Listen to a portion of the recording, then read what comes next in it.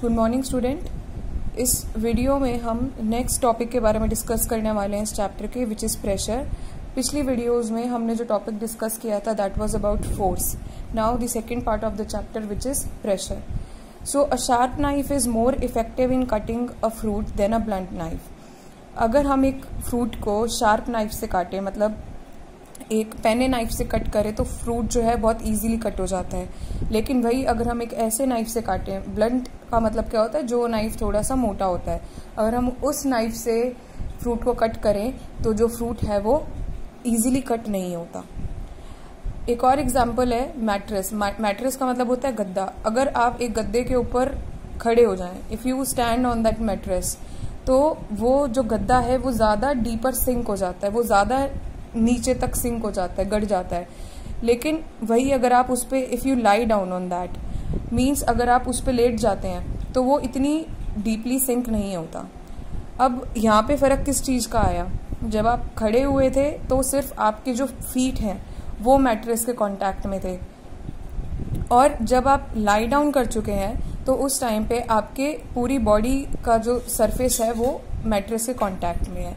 तो यहाँ पे आप देख रहे हो कि एरिया अगर कम हो गया, क्योंकि फीट का एरिया कम है, तो मैट्रेस के ऊपर फोर्स ज़्यादा लग रहा है, और जब आप लाई डाउन कर गए तो मैट्रेस के ऊपर जो फोर्स है वो कम लग रहा है, क्योंकि अब सेम फोर्स जो है वो ज़्यादा एरिया के ऊपर अप्लाई हो रहा है। जो आपकी बॉडी का वेट का फोर्स है वो अब ज़्यादा एरिया में अप्लाई हो रहा है, तो मैट्रेस जो है वो कम सिंक कर रहा है। सो ये जो इफेक्ट्स आपने देखे ये किसकी वजह से हैं? Because of the force in terms of area, कि कितने एरिया में कितना फोर्स लग रहा है उसके हिसाब से आप देख सकते हो कि डिफरेंट इफेक्ट्स प्रोड्यूस होते हैं। So this effect of force on an area is called as pressure. So pressure is defined as the force acting on a unit area. किसी भी एरिया में जो फोर्स लग रहा होता है उसको हम क्या कहते हैं? Pressure. Means pressure is force by area, और जितना कम एरिया होगा, smaller is the area of contact, higher is the pressure. जितना कम एरिया होगा कॉन्टैक्ट का उतना ज़्यादा प्रेशर होगा। Larger is the area of contact, lesser is the pressure. जितना एरिया ऑफ कॉन्टैक्ट कम होगा उतना ज़्यादा, larger is the area of contact, lesser is the pressure. जितना ज़्यादा एरिया होगा उतना कम प्रेशर लगेगा, और जितना कम एरिया होगा उतना ज़्यादा प्रेशर लगेगा। So unit of pressure, pressure की यूनिट क्या बनेगी? फोर्स की यूनिट होती है न्यूटन, एरिया की यूनिट होती है मीटर स्क्वायर। सो प्रेशर की यूनिट क्या बन गई? न्यूटन पर मीटर स्क्वायर, या फिर हम इसको पास्कल भी कह सकते हैं।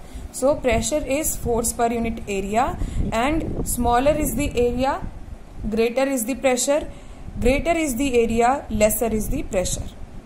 So now there are some applications of pressure, means different ways in which the pressure is applied, or we use this formula in our daily life, कि किस तरीके से हम इस फॉर्मूला के बेसिस पे डिफरेंट चीज़ों को डिज़ाइन करने में इसको हम यूज़ करते हैं। जैसे सबसे पहले है, first is skiers use flat and long skis to slide on the snow. ये आप देख रहे हो, ये एक स्कीयर है जो कि स्नो के ऊपर मूव कर रहा है, और ये जो है ये स्की है। तो इसका जो एरिया होता है, अगर आप सिंपली वॉक करोगे स्नो के ऊपर, तो क्योंकि आपके फुट का एरिया जो होता है वो कम होता है, तो आप स्नो के अंदर क्या होने लग जाओगे? सिंक होने लग जाओगे, आपके पैर धंसने लगेंगे स्नो में। वही अगर ये स्कीज यूज करेंगे जो कि कुछ इस शेप के होते हैं, अगर इसको यूज किया जाएगा तो एरिया जो है, एरिया ऑफ कॉन्टैक्ट जो है वो इंक्रीज हो जाएगा, जिसकी वजह से जो प्रेशर है, मीन जो फोर्स है वो ज्यादा एरिया में डिस्ट्रीब्यूट हो जाएगा, जिसकी वजह से ये जो स्कीयर है ये स्नो में सिंक नहीं करेगा। Next is the sledges are not provided with wheels. Sledges क्या होते हैं? जैसे कि आपने देखा है कि स्नो पे जब भी कोई मूव करता है तो इस तरीके का एक कार्ट होता है, और उसके नीचे व्हील्स की जगह क्या लगा होता है? ये क्रीसेंट शेप का एक स्लेज लगा होता है। This is called as sledge. तो ये स्लेज जो है ये इजी मूवमेंट में हेल्प करता है ऑन द स्नो। व्हील का जो एरिया होता है वो कम पड़ जाता है, तो व्हील जो है वो स्नो के ऊपर वर्क नहीं कर पाता, व्हील जो है वो धंस जाता है क्योंकि व्हील का एरिया जो है वो कम है। जबकि जो ये स्लेज होता है, स्लेज जो है ज्यादा एरिया होने की वजह से, स्लेज जो है वो ज्यादा एरिया होने की वजह से ये सिंक नहीं करता है। Then the wheels of tractor are made broader. अब जो फील्ड में ट्रैक्टर्स चलते हैं उनको ब्रॉडर क्यों रखा जाता है? वो इसलिए रखा जाता है ताकि जो ट्रैक्टर का टायर है वो सॉइल के अंदर धंस ना जाए, क्योंकि अगर ट्रैक्टर के टायर छोटे छोटे होंगे तो एरिया ऑफ कांटेक्ट लेस होने की वजह से जो टायर्स हैं वो सॉइल के अंदर क्या हो जाएंगे, सिंक हो जाएंगे। तो उसको अवॉइड करने के लिए जो ट्रैक्टर के व्हील्स हैं उनको क्या बनाया जाता है, ब्रॉडर बनाया जाता है, उनको चौड़ा बनाया जाता है। Then the foundation of high rise buildings are kept wide.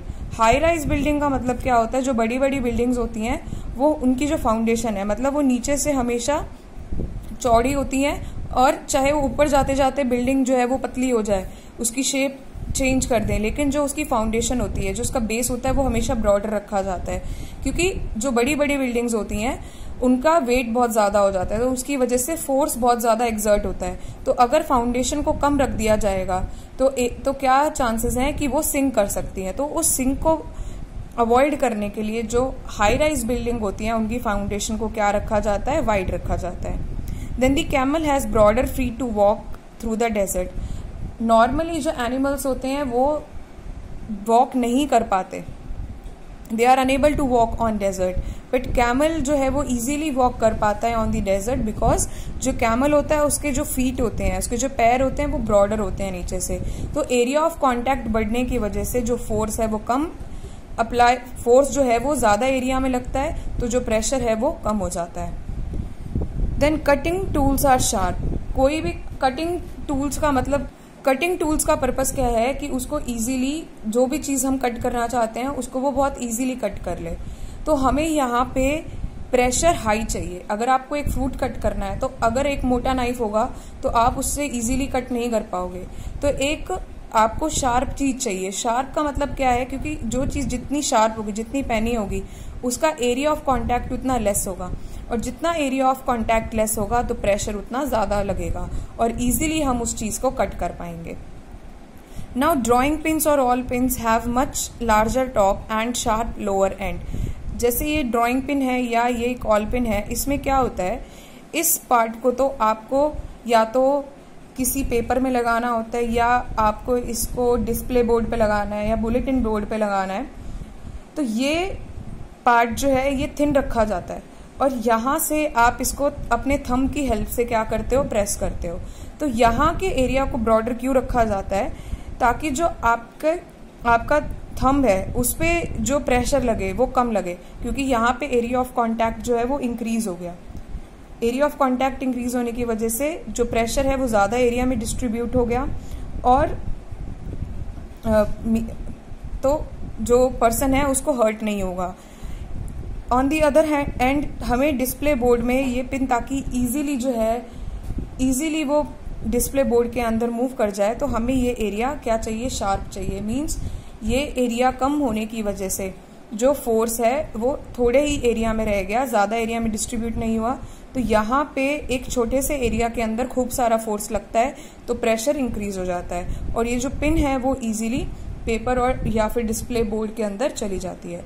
So this was about the pressure and the applications of pressure. So that's all for the day.